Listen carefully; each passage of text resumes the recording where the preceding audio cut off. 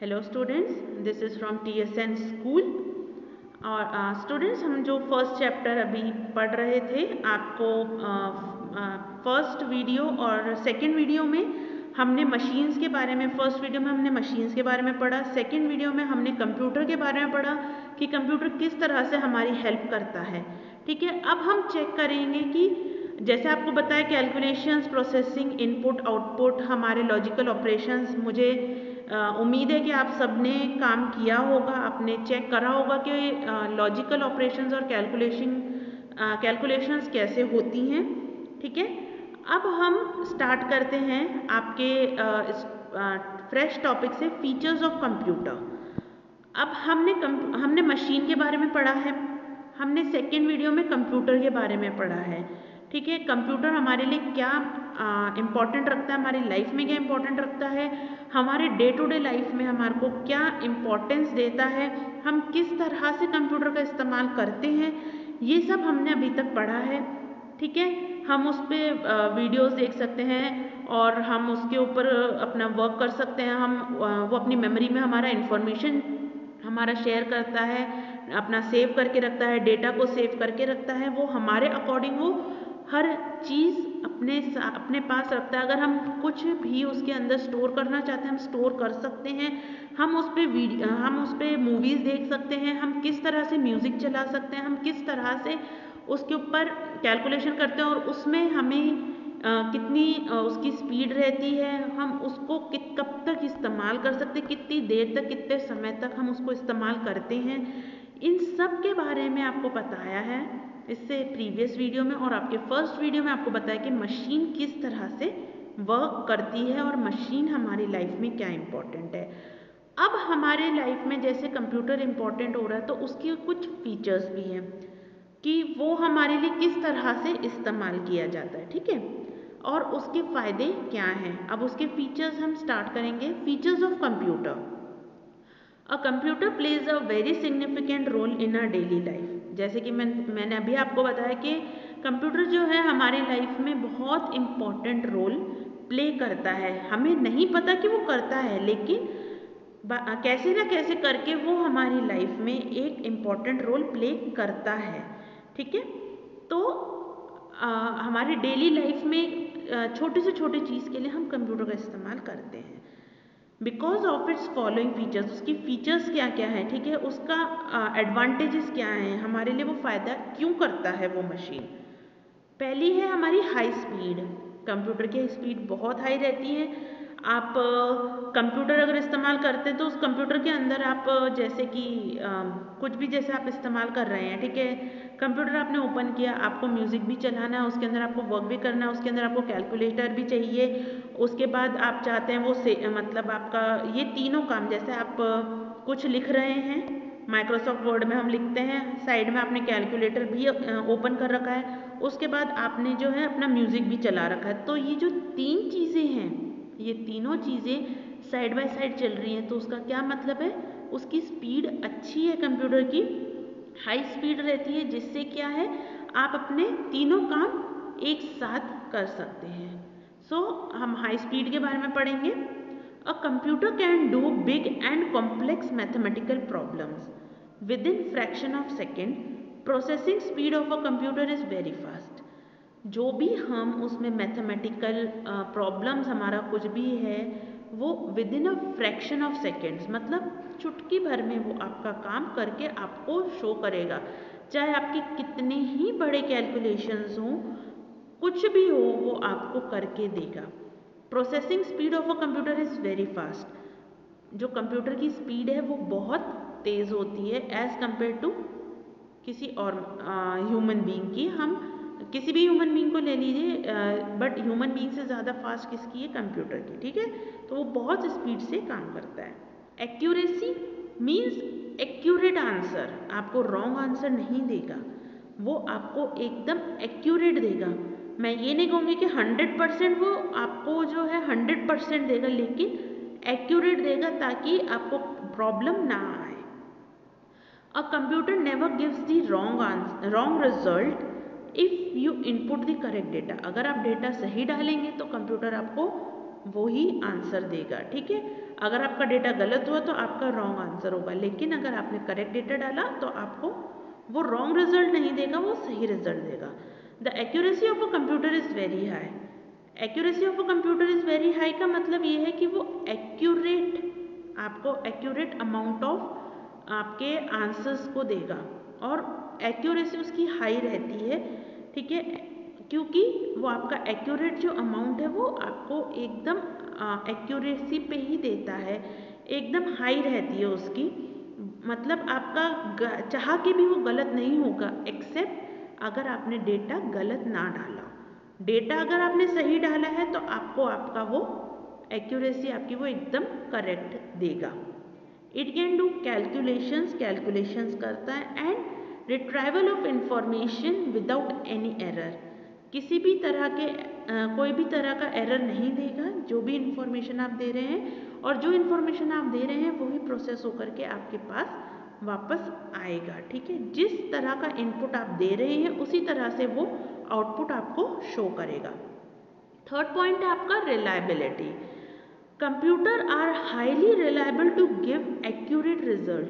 Computers जो हैं हम उस पर रिलायबल हो सकते हैं, हम रिलाय कर सकते हैं, क्योंकि वो एक मशीन है और मशीन कुछ गलत नहीं करेगी, क्योंकि वो मशीन किसने बनाई है? मैन मेड ने। ठीक है, जो इंसान ने मशीन बनाई है वो ही आंसर देगी जिस तरह से उसको बनाया गया है। ठीक है, अगर आपने डेटा गलत डालोगे तो आपको वो एक्यूरेट रिजल्ट नहीं मिलेगा। अगर आप जो रिजल्ट दे रहे हैं, जो चाह रहे हैं, जैसे आपने डाला 2 + 5 = 7, आप चाह रहे हैं कि आपको आंसर 7 मिलना चाहिए, लेकिन अगर आपने 2 + 4 डाला तो वो आपको नहीं देगा। ठीक है, आपको उसका आंसर 7 नहीं होगा, वो 6 होगा। तो आप जब तक करेक्ट डेटा नहीं देंगे, जब तक आपको एक्यूरेट रिजल्ट नहीं मिलेगा। आप इस पे हमेशा रिलाय कर सकते हैं, क्योंकि ये गलत नहीं होगा। Memory. Computers can store large amount of data easily. Computers जो हैं बड़े, आप जितना भी उसके अंदर डेटा देंगे वो आराम से आपका डेटा जो है स्टोर कर लेगा। This facilitates processing of problems involving huge data. ये जो है प्रॉब्लम्स को प्रोसेस करता है, जो भी आपकी प्रॉब्लम्स है वो प्रोसेस करता है, और आपको आपके डेटा में इन्वॉल्विंग ह्यूज डेटा, और आपके डेटा में उसको स्टोर करता है। You can also delete the meaningless information very easily from the memory. अगर आप चाहते हैं, आपको वो डेटा नहीं चाहिए, तो आप कंप्यूटर की मेमोरी में से उसको डिलीट कर सकते हैं। जो डेटा आपके लिए मीनिंगलेस है, मीनिंगलेस मतलब आपके लिए कोई मायना नहीं है अभी उसके लिए, और आपको चाहिए भी नहीं, और फ्यूचर में भी आपका कोई काम नहीं आएगा, तो वो आप मीनिंगलेस इन्फॉर्मेशन आप डिलीट कर सकते हैं आपके कंप्यूटर की मेमोरी में से। फिफ्थ पॉइंट है tirelessness. Computers never get tired and can work as long as you wish. Computers कभी भी टायर नहीं होते हैं। ठीक है, वो कभी थकते नहीं हैं। आप जितना उनसे काम चाहते हैं वो आपको उतना काम करके प्रोवाइड करवाएंगे। ठीक है, सिक्स पॉइंट आता है versatility. Computers can do various kinds of job simultaneously. जैसे कि मैंने आपको बताया था कि हम एक समय पे कंप्यूटर से एक से ज़्यादा काम भी करवा सकते हैं। जैसे म्यूज़िक चल रहा है हमारा, पीछे हमारा गेम चल रहा है, उसके बाद हमारे कैलकुलेटर चल रहा है, ये सब एक टाइम पे काम हो सकता है। ठीक है, बिसाइड्स डूइंग कैलकुलेशंस। ठीक है, हम जैसे हम साइमल्टेनियसली काम कर सकते हैं कोई सा भी जॉब, जैसे कि calculation. It can perform various jobs like printing letters वो प्रिंट कर सकता है एक टाइम पे। आप उसी टाइम पे जैसे वो प्रिंट कर रहा है, आपने प्रिंटिंग का उसको कमांड दिया है, उसके बाद आप गेम्स खेल रहे हैं, उसके बाद प्लेइंग गेम्स एंड म्यूज़िक, आप ड्राइंग कर रहे हैं, कोई भी ड्राइंग पिक्चर्स आप कर रहे हैं, तो ये आपके जैसे भी काम है वो ऑटोमेटिकली आपके साइड बाय साइड चलते रहेंगे। कैलकुलेशंस के रिगार्डिंग आपको खुद को कैलकुलेटर पे काम करना होगा, लेकिन उसको भी हम साइमल्टेनियसली वर्क कर सकते हैं। अगर आप कोई कैलकुलेशन कर रहे हैं, आपका प्रिंट आउट भी हो सकता है, आपका गेम भी खेल सकते हैं, आपका म्यूजिक भी चल सकता है। आपका 7th पॉइंट है cost effectiveness. Computers are now being produced at competitive prices. ठीक है, जो आपका कॉस्ट इफेक्टिवनेस। अब कॉस्ट इफेक्टिवनेस क्या है कि जो कंप्यूटर्स जो हमारे इस्तेमाल हो रहे हैं, ठीक है, आज के computers are now being produced at competitive prices. अब कम्पिटिटिव प्राइसेस मतलब कि कंप्यूटर्स हम भी, आम जनता भी, मतलब जैसे आम लोग जो हैं कंप्यूटर भी खरीद सकते हैं। तो जो कंप्यूटर भी प्रिपेयर होते हैं, जो कंप्यूटर हमारी कंपनीज प्रिपेयर करती हैं, वो कंप्यूटर आपकी जो वो कंप्यूटर की प्राइस है, वो प्राइस जो है वो कम है एज़ कम्पेयर टू पहले के कंप्यूटर्स की, ठीक है। तो अब कंप्यूटर्स हम अपने घर पे भी रख सकते हैं, अपने पर्सनल यूज़ में भी ले सकते हैं, so that they could be economically utilised even by small business houses and industry. जैसे अभी मैंने बताया कि हम इकोनॉमिकली इस्तेमाल कर सकते हैं अपने स्मॉल बिजनेस में, अपने घरों में, अपनी इंडस्ट्री में, कहीं पे भी, क्योंकि अब हम उसे अफोर्ड कर सकते हैं। Now everyone can afford computer in his और हर हाउस। जैसे मैंने आपको भी बताया कि अब हम उसको अफोर्ड अपने अकॉर्डिंग कर सकते हैं। अगर हमें इस कंप्यूटर की ज़रूरत है, अब हमें 10 बार सोचना नहीं पड़ेगा कि हमें कंप्यूटर लेना है, लेकिन अब हम कंप्यूटर कभी भी अगर हमें चाहिए तो हम जा सकते हैं मार्केट में जाकर के कंप्यूटर अपने अकॉर्डिंग, अपनी तरह से, अपने पसंद का कंप्यूटर हम खरीद सकते हैं। नेक्स्ट पेज पे आ जाइए स्टूडेंट्स, 8th पेज पे। इस पे आपकी एक्सरसाइज स्टार्ट होती है। ये जो आपका ए सेक्शन है, आंसर द फॉलोइंग क्वेश्चंस, आपको पीडीएफ फाइल शेयर की जाएगी। उस पीडीएफ फाइल में आपके पास ये 5 क्वेश्चंस अवेलेबल हैं, ठीक है। सो ये 5 के 5 क्वेश्चंस आप अपने नोट डाउन कर लीजिएगा, आपकी बुक्स में नोट डाउन कर लीजिए। बी सेक्शन है आपका fill in the blanks by using the words given below. आपको ये फिल इन द ब्लैंक्स आपको पीडीएफ फाइल में प्रोवाइडेड है। आप अपनी बुक में इसको अगर आप कर सकते हैं, अगर आपको प्रॉब्लम ना हो तो आप पहले खुद ट्राई करें, बुक में जा कर के खुद सर्च करें, और अगर नहीं हो रहा है तो पीडीएफ फाइल में आपको उसके आंसर्स मिलेंगे।